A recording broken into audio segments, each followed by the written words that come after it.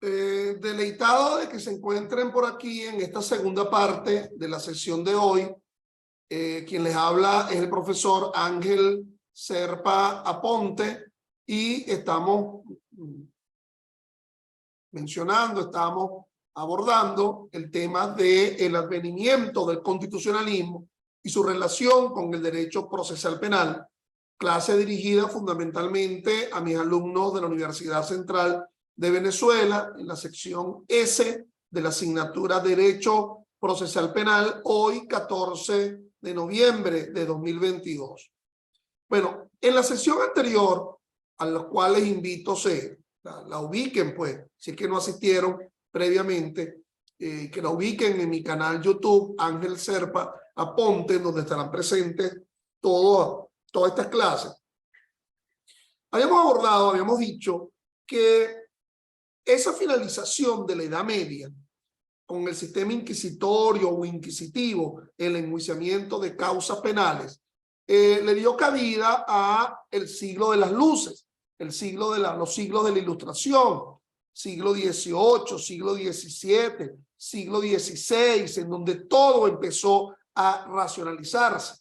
Decía yo que importantes pensadores dentro del mundo del derecho estaban allí, pero fundamentalmente en el ámbito del derecho político, ¿verdad? Hobbes, Locke, Bovino, Rousseau, Montesquieu, pero obviamente que en el caso del derecho penal, bueno, el momento era propicio por una obra tan importante como la de Beccaria o Beccaria de los delitos y de las penas en el año 1764.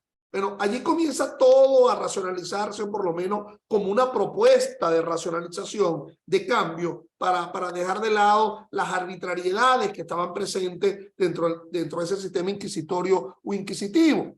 Había algo que yo quizás no les mencioné en la sesión anterior, que era el proceso de codificación, cómo empezó a instaurarse, inclusive previo al advenimiento del constitucionalismo.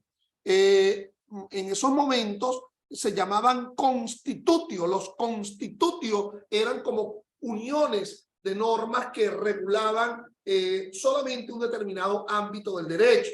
En el caso del derecho penal, bueno, Sacro Imperio Romano Germánico, emperador Carlos V, hacia los años del 1525 y 1532, pleno siglo XVI, se configuró un cuerpo normativo que casi suena a centro comercial de la ciudad de Caracas. CCC, bueno, la Constitutio Criminalis Carolina.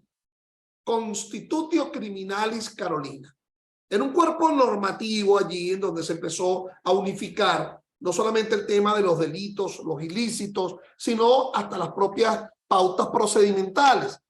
Buena parte de ello es el rescate del viejo derecho romano, que surgió a partir de importantes universidades, la Universidad de Bolonia y otras, lo que se llama eso, digamos, la restauración, el rescate, pues, de lo que había surgido o estaba presente en ese corpus juris civilis, ¿verdad? De Justiniano, las novelas,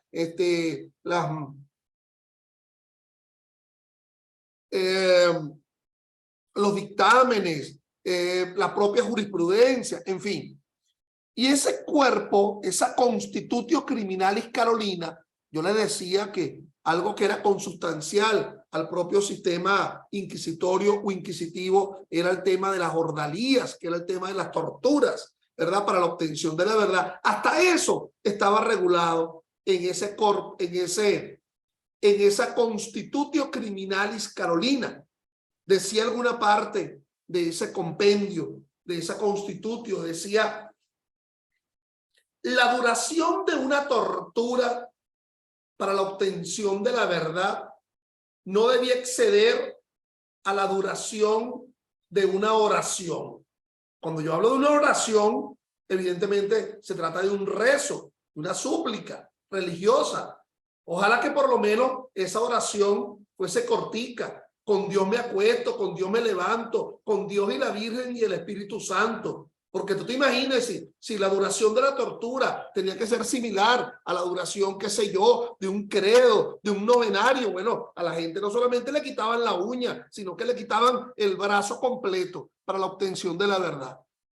Parece un chiste, pero está reflejado, pues ciertamente, en esa constitución criminal. Entonces, volviendo a finales del 18, decía yo, esa obra importante donde todo empieza a racionalizarse, o por lo menos como una propuesta para que quien tuviese poder político lo asumiera en algún momento, es ese pequeño pero gran libro de Beccaria o Beccaria de los delitos y de las penas, año 1764.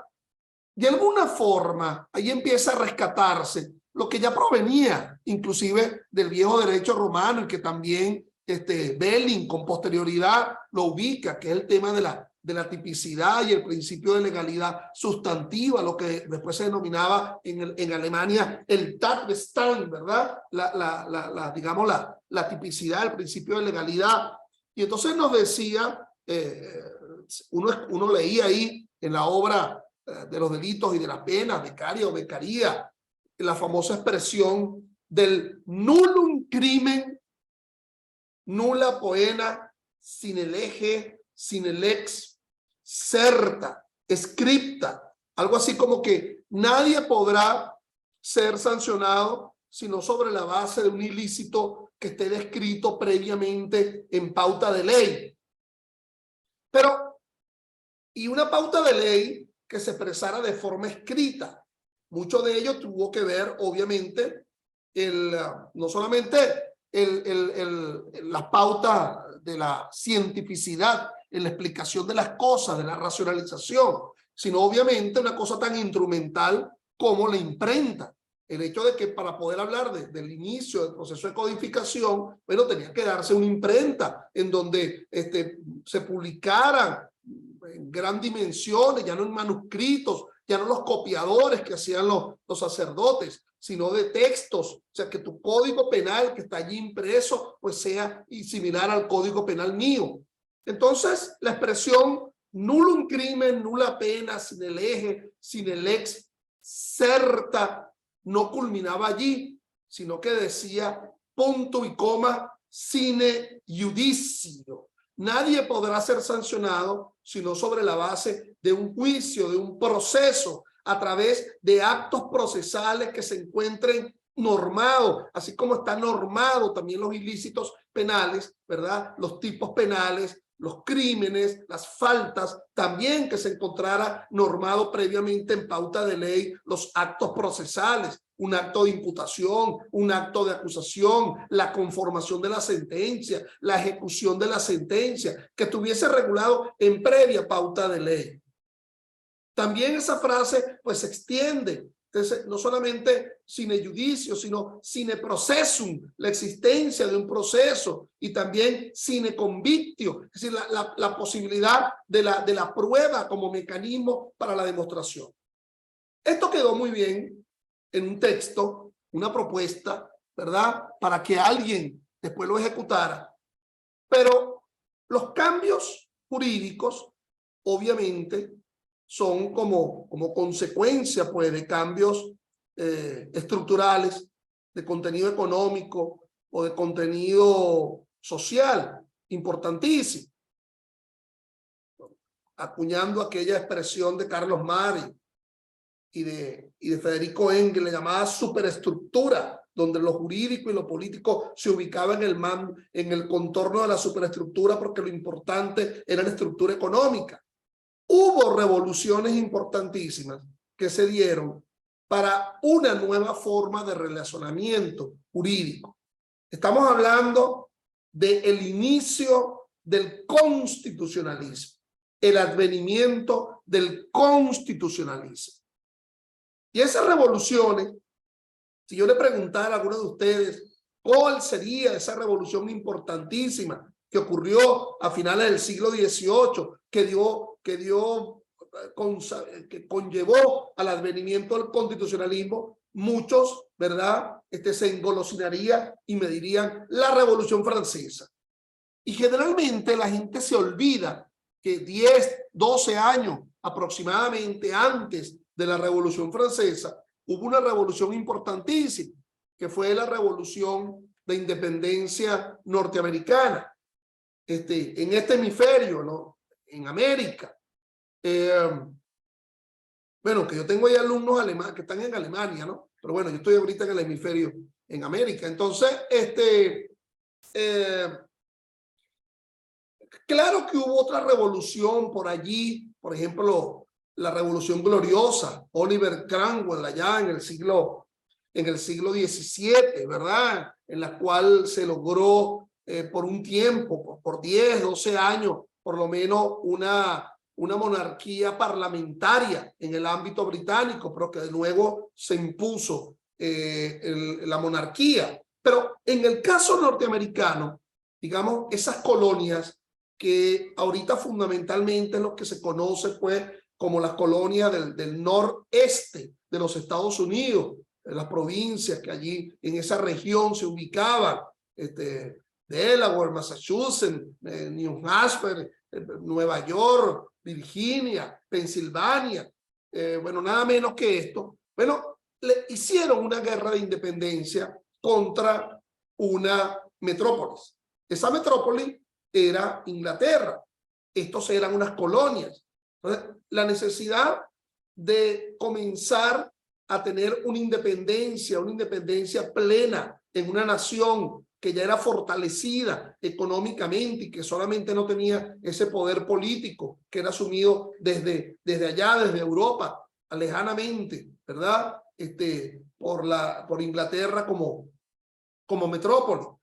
Estos revolucionarios que se congregaron a través de muchas obras, hay un periódico que era importantísimo, era The Patriot, entonces, y allí escribían lo que después se denominaban como The Founder Father, los padres fundadores. Entonces, bueno, Benjamin Franklin, George Washington, John Adams, Smith, bueno, toda esta gente conllevó a una guerra de independencia, como toda guerra, una guerra muy cruenta, una guerra importante. La primera de las guerras, porque también después hubo una guerra con posterioridad contra Inglaterra. Por cierto que ahora en este Mundial de Fútbol que va a comenzar próximamente hay un juego entre Inglaterra y los Estados Unidos. Pero bueno, vamos a quedarnos en el ámbito del derecho. Entonces, claro que al final lograron la independencia, pero lo importante a los efectos de lo que me ocupa es que por primera vez se empieza a promulgar una constitución. La constitución que surgió del proceso de independencia norteamericana.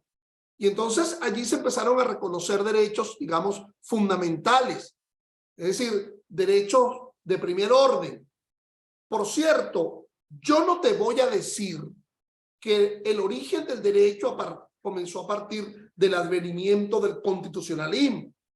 Eso sería insensato, irregular de mi parte si yo lo dijese. Obviamente que había un derecho con anterioridad. Bueno, ¿de qué te he venido hablando? Pues del derecho romano, de la Edad Media.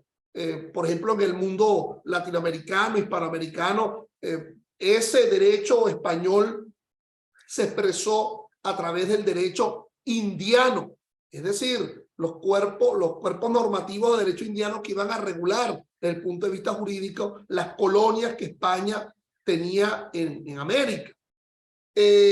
Lo que te quiero decir es que el derecho previo al advenimiento del constitucionalismo era un derecho de gentes, es decir, regulaba solamente las relaciones jurídicas entre los ciudadanos, las personas, comprador, vendedor, víctima, victimario, arrendatario, arrendador, cónyuge. Pero del poder público para acá, es decir, de la raya para acá, ese poder público no era regulado por el derecho. ¿Por qué? Bueno, porque si el propio poder público era el representante de Dios en la tierra, como se llaman los monarcas, entonces ¿para qué yo tenía una regulación jurídica? Voy a regular a Dios, voy a regular jurídicamente a Dios, casi como era imposible. Entonces, a partir del advenimiento del constitucionalismo, eso que se expresaba en esos estudios, Rousseau, Montesquieu, el pacto social, ¿verdad? El convenio social a partir de la cual el relacionamiento del poder público con sus ciudadanos, con sus administrados, es un relacionamiento de carácter jurídico. Es decir, ese poder público también era sujeto de derecho.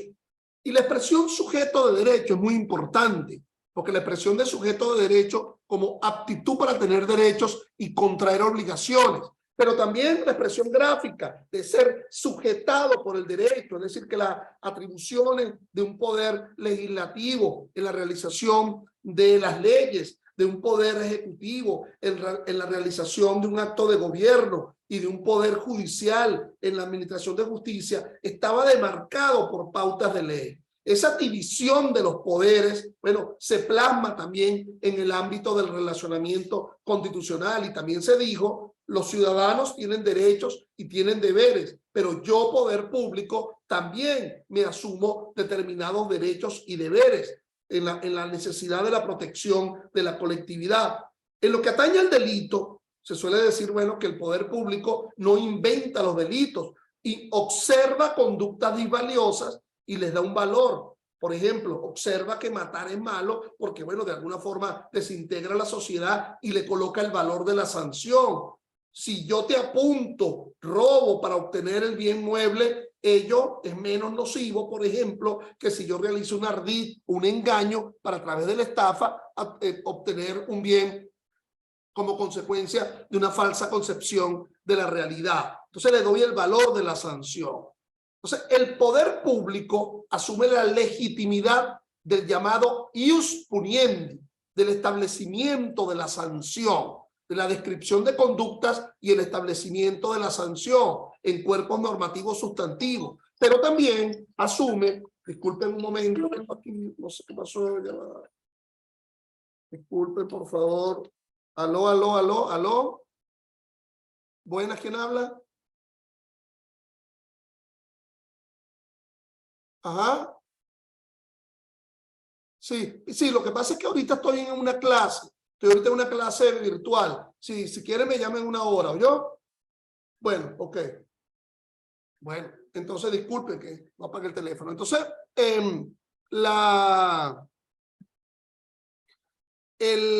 digamos, ese relacionamiento con la sociedad a partir de pautas de ley, en la cual ese poder público vuelve a asumir la administración de justicia. Por ejemplo, yo te había dicho que en el sistema inquisitorio o inquisitivo de la Edad Media era la iglesia quien asumía el enjuiciamiento de causas penales a través de los tribunales de la Santa Inquisición.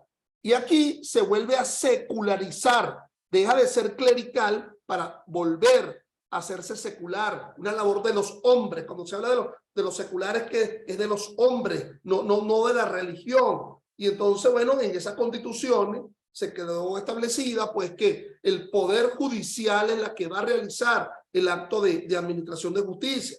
Por cierto, que en los Estados Unidos, en esa constitución, se tomó la forma de la participación ciudadana, que yo les había dicho a ustedes que se iniciaba ya en la Inglaterra medieval, en el año 1215, pero en general todos los países que tienen esa tradición, digamos, sajona, no solamente los Estados Unidos, provincias del Canadá, Australia, Nueva Zelanda, Belice, países africanos, asumen ese concepto de la participación ciudadana.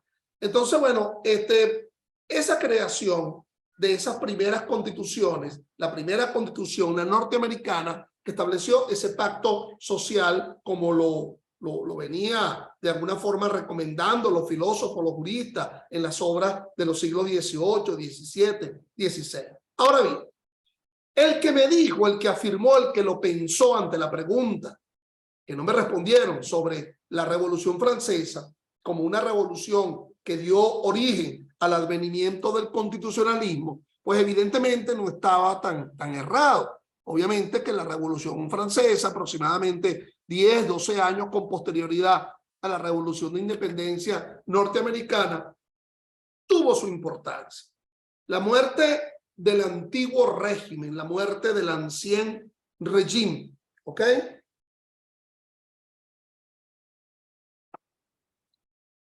Empieza a surgir un sector social, la burguesía, que tenía poder económico, pero que no tenía poder político. Esa burguesía, fundamentalmente por la ubicación de esos trabajos artesanales en los burgos, en las ciudades, dejó esto de volverse una cosa exclusivamente, digamos, agraria, feudal de los campos, sino la gente empezó a ubicarse en las ciudades, estas importantes ciudades, por lo menos en la Europa continental, Madrid, París, Londres, Berlín, Roma, en fin. Tenían poder económico, pero no tenían poder político. El gremio de los abogados, el gremio de los zapateros, el gremio de los médicos, el gremio de los cocineros, en fin, el gremio de los médicos. Allí estaba con el poder político y jurídico que asumía la monarquía, el antiguo régimen, los reyes. En Francia la cosa fue particularmente interesante, porque fue una monarquía muy dispendiosa. Además hubo problemas allí de matrimonio con quien no era francés, sino que era austríaco, con María Antonieta, con su consorte, el rey Luis XVI. Y había un clima de efervescencia social, no solamente de la burguesía, sino de los sectores bajos. Aquella hambre, necesariamente, aquella famosa expresión de María Antonieta, a falta de pan, buenas son tortas. ¿Okay?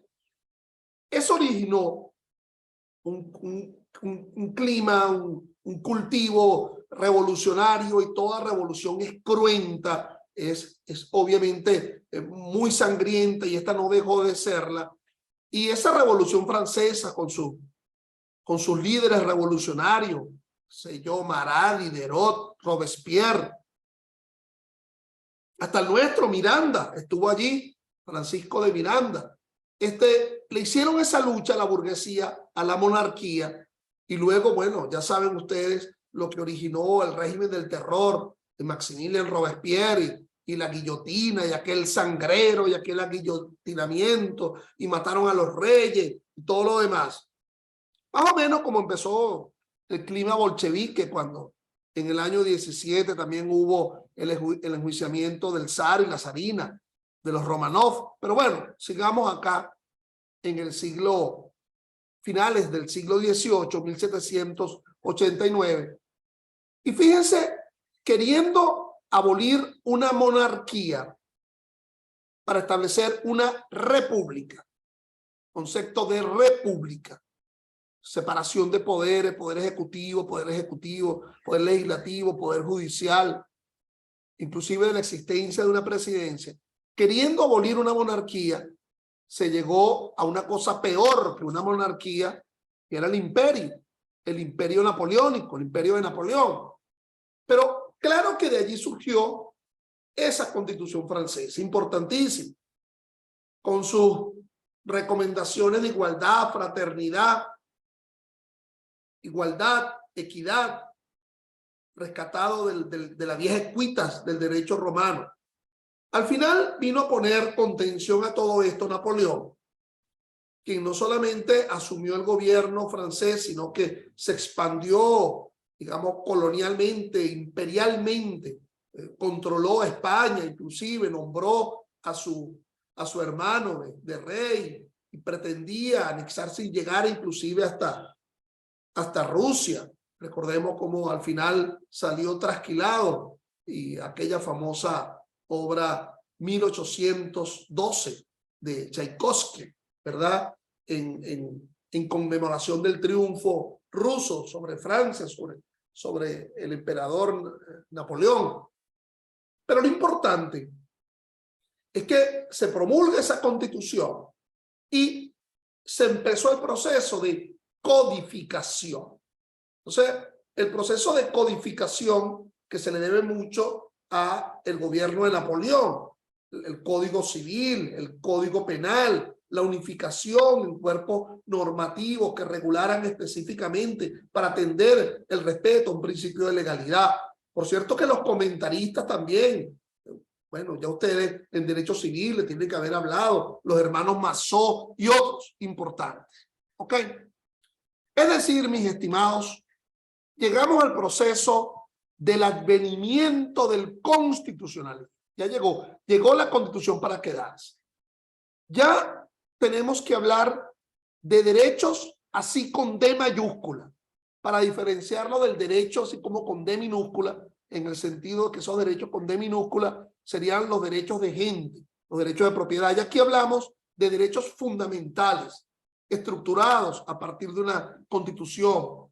Y se empieza a hablar de derechos humanos, aunque esto es posterior a esa racionalización de derechos humanos de primera generación, de segunda generación. Allí está el derecho a la vida, el derecho a la propiedad, el derecho a la libertad, y luego los otros tipos de derechos, el derecho a la educación, el derecho al trabajo. A mí nunca me ha gustado esto tampoco de derechos humanos de primera generación y de segunda generación, porque es como que si admitiéramos que solamente los de segunda generación no existían cuando originalmente, históricamente, se iniciaron los derechos humanos de primera generación. Esas primeras constituciones, y no se olviden lo que yo les estoy hablando, la denominación. Esas primeras constituciones se denominaban constituciones liberales burguesas. ¿Okay? Porque, como les decía yo, fue el resultado de la burguesía imponiéndose en el poder político.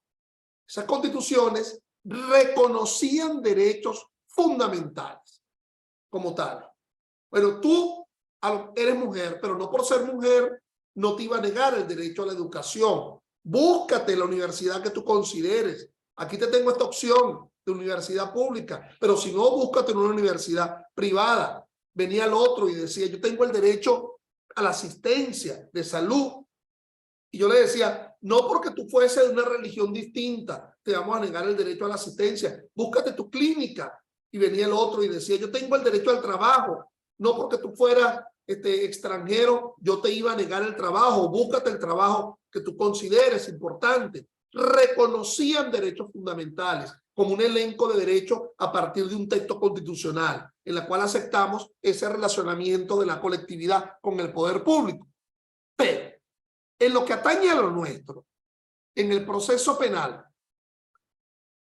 es importante que esas constituciones, como lo dije con anterioridad, empezaban a reconocer que la descripción de ilícitos y de actos procesales tenía que surgir de pautas de ley, a partir de un estamento legislativo, el Congreso, o la Asamblea Nacional, como se denominaba también, sino que el enjuiciamiento iba a ser por parte de un poder judicial. La potestad de administrar justicia a partir de unos jueces que tenían la potestad de jurisdicción, poder administrar la justicia, pero además lo hacían competenciadamente con respecto a una materia, con respecto a un territorio, con respecto a una persona, con respecto a una función. Pero además, cápteme con detenimiento. Se dijo, la relación es la siguiente: hecho, proceso, sentencia. El hecho va a generar un proceso y después del proceso es que se va a generar una sentencia. No va a ser una relación directa entre el hecho y la sentencia, sino que prelativamente en el medio tiene que haber un proceso.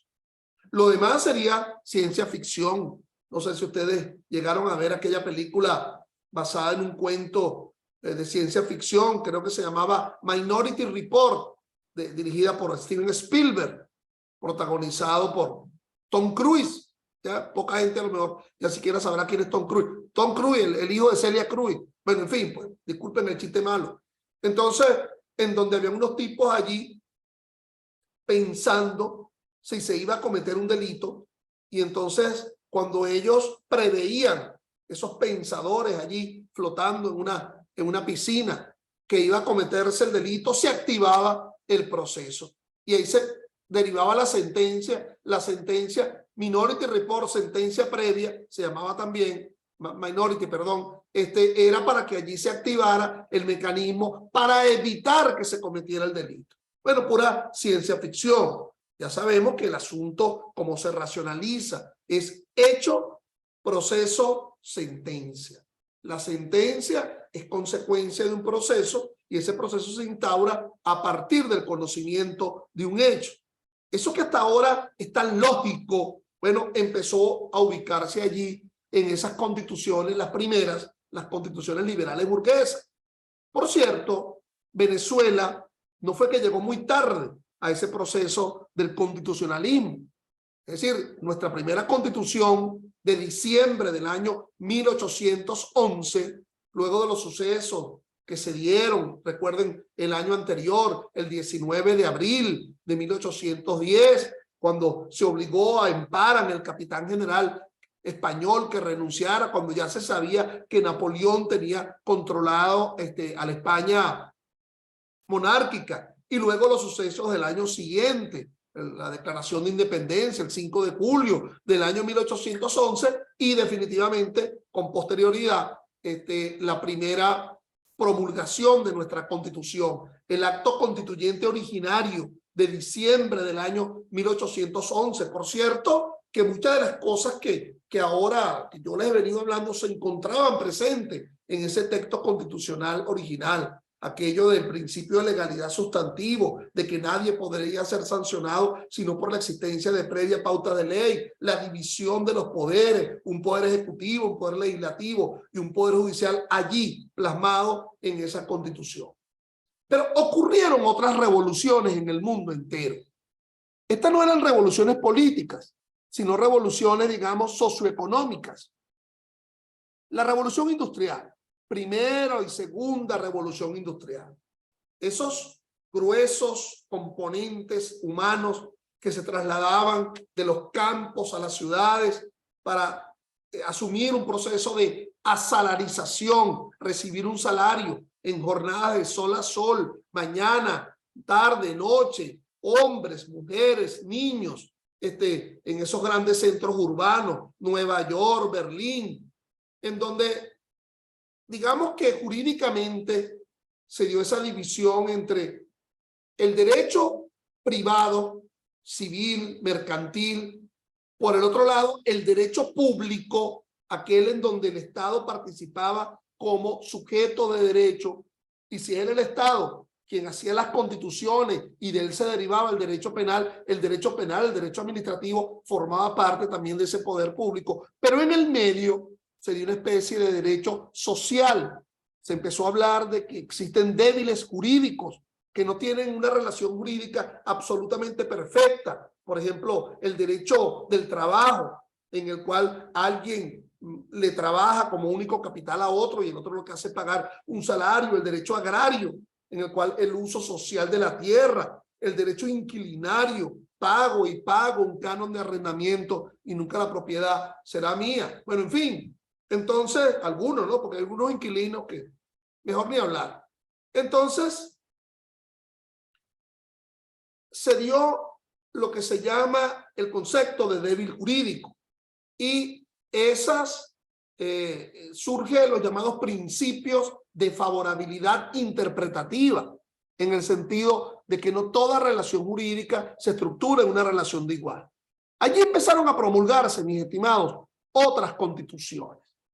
Estas otras constituciones, estas constituciones que en segundo plano sustituyeron a las constituciones liberales burguesas, se llaman constituciones de Estado Social de Derecho. Algo así como Estado de Beneficencia, welfare state. No tiene nada que ver con socialismo, nada que ver. En estas constituciones, el poder público no solamente reconoce derechos fundamentales, sino que tiene la obligación de promoverlos. Por ejemplo, en las constituciones liberales burguesas tú decías, yo tengo el derecho a la educación y yo te ofrecía que te fuese por una universidad privada. Ahora no. En las constituciones de Estado Social de Derecho, yo te digo, aquí tienes una opción de universidad pública. ¿ok? Al igual que tiene una opción de universidad privada. El derecho a la salud, a la asistencia, no solamente que te buscara tu clínica, sino que existen hospitales, CDI, etcétera, que tienen la necesidad de salvaguardar ese estado de beneficencia. El derecho al trabajo, bueno, esas oficinas, qué sé yo, de reclutamiento. Pero en el caso de el derecho procesal, de nuevo, esas constituciones no pudieron dejar de reconocer esa relación que yo te había mencionado con anterioridad. Es decir, hecho conduce a un proceso y ese proceso conduce a una sentencia. Se va a sentenciar luego de un proceso en el análisis de ese hecho. Pero estas constituciones de Estado Social de Derecho no aceptaban cualquier tipo de proceso, sino que tenía que ser un debido proceso. Un debido proceso en donde se respeten las garantías constitucionales vinculadas a derechos de primer orden en el ámbito procesal. El concepto de juez natural, el concepto del derecho a la defensa, el concepto de la no confesión coactiva, el llamado principio de audiencia, el conocimiento de los cargos de imputación, toda una serie, ¿verdad?, de garantías que se plasman en el texto constitucional que de alguna forma barnizan la interpretación de la relación jurídico-procesal. Es decir, mis estimados, que la relación jurídico-procesal no solamente se estructura en una idea de teoría de la acción, teoría de la jurisdicción y teoría del proceso, sino que está barnizado el constitucionalismo. Hacia ello vamos en las próximas clases.